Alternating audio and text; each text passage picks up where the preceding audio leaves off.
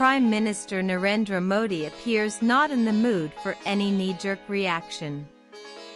Textiles, seafood, leather, gems, and jewelry exporters will be provided outreach in nearly 40 countries, including the UK, EU, Japan, Australia, South Korea, and Russia.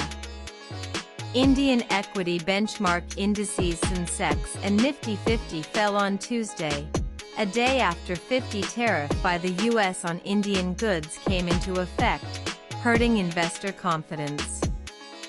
Both the benchmark indices stayed weak in the morning session, with analysts saying that the new tariffs have shaken market sentiment. Stock analysts, however, say the market is unlikely to panic because it will view the high U.S. tariffs as a short-term aberration which is expected to be resolved soon. Commerce Ministry officials said losses are expected in the short term in labor-intensive sectors, but disrupted supply chains will be recalibrated in a few months. Vice Ministry officials say the ripple effects on the economy could be challenging and need careful attention. Prime Minister Narendra Modi appears not in the mood for any knee-jerk reaction. Textiles, seafood, leather, gems, and jewelry exporters will be provided outreach in nearly 40 countries, including UK, EU, Japan, Australia, South Korea, and Russia. Already, textile and garment exporters are considering shifting the final stage of their manufacturing operations to other countries to protect their U.S. market following the imposition of steep tariffs. India exports roughly $38 billion worth of textiles and ready-made garments. 35% of this is exported to the United States. With the imposition of a 50% U.S. tariff, Indian textiles and garments will become costly in the U.S., and Vietnam, Bangladesh, Sri Lanka, Pakistan and China can make gains.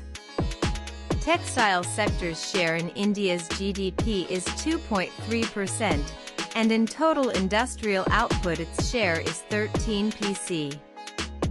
One-third of Indian garments and textiles are exported to the U.S., and the steep tariff has come as a shock.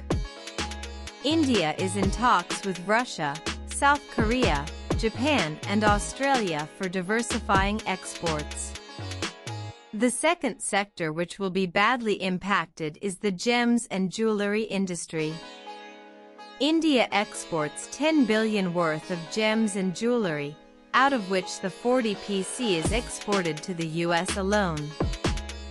For American importers, buying Indian gems and jewelry could become a loss-making proposition.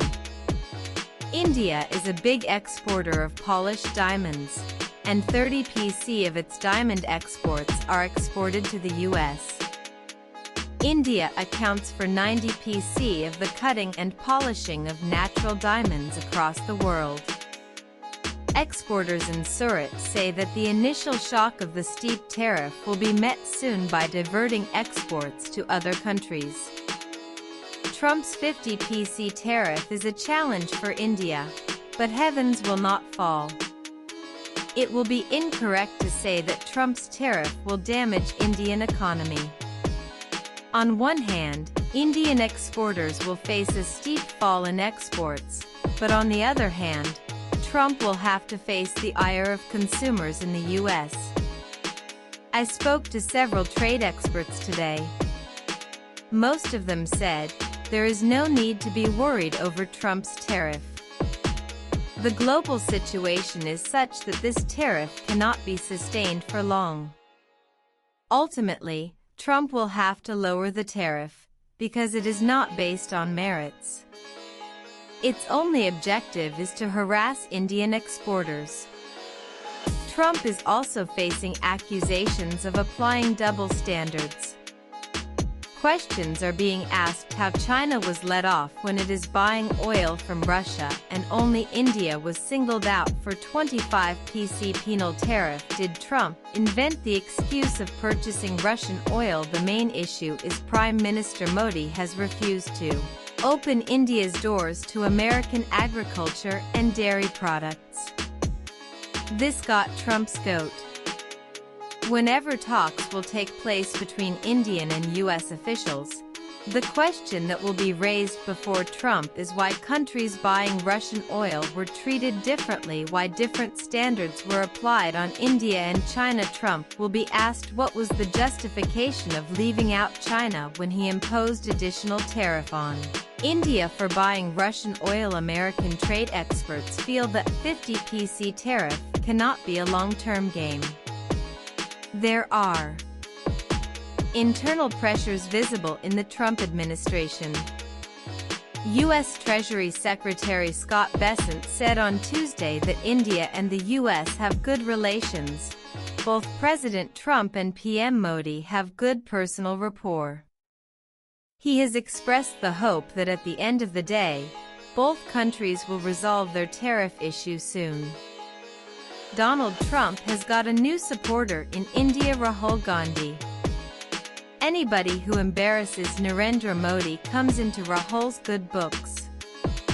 At his Muzaffarpur rally in Bihar, Rahul Gandhi broke limits of political decency. He used low-level language about PM Modi. Rahul has been leveling accusations of vote theft almost daily, but on Tuesday, he said, Trump gave 12 hours to Modi to enforce ceasefire, but the Indian PM did this within 5 hours. Rahul Gandhi also spoke about what he called the Gujarat model. He alleged that both PM Modi and Home Minister Amit Shah have been winning elections in Gujarat for the last 20 years with help from the Election Commission. BJP spokesperson Gaurav Bhatia reacted saying, "The words used by Rahul Gandhi for PM Modi reflect the real DNA of Congress. Rahul," he said, "is still immature. It is a fact that the Congress lost 3 consecutive Lok Sabha elections under the leadership of Rahul Gandhi in the last 11 years. But one thing to note, during these 11 years, BJP lost assembly elections in Rajasthan, Madhya Pradesh and Chhattisgarh. Congress has its governments in Telangana, Karnataka, and Himachal Pradesh. How can one allege that Modi won all elections through vote chori during the last 20 years? I think Rahul Gandhi is still searching for the correct answer since the last 11 years to the question why Congress loses elections. Rahul Gandhi never acknowledged that Modi won because of his popularity with the masses. Earlier, Rahul Gandhi used to allege BJP wins elections with the help of Enforcement Directorate, CBI, and income tax. But the same agencies were with the Congress-led UPA government for 10 years from 2004 to 2014. And yet, Congress lost Lok Sabha elections badly in 2014. When this logic didn't work, Rahul used the vote chori accusation for his party's electoral losses. When Rahul says, Modi wins either by adding more names in voters' list or by removing names from the list, his argument can only work for his supporters. For the rest of the people of India, this argument is neither logical nor convincing. Whenever the Election Commission conducts elections, lakhs of teachers, government servants, and political workers are involved in the electoral process. Anybody using illegal means to make somebody win or lose can be caught immediately. So, questioning the entire electoral process by making the Election Commission the scapegoat will not carry any weight. AAJ Key bought Monday to Friday, at 9 p.m. India's #1 and most followed super primetime news show Aaj Ki Baat Rajat Sharma Kasaf was launched just before the 2014 general elections. Since its inception, the show has redefined India's super prime time and is numerically far ahead of its contemporaries.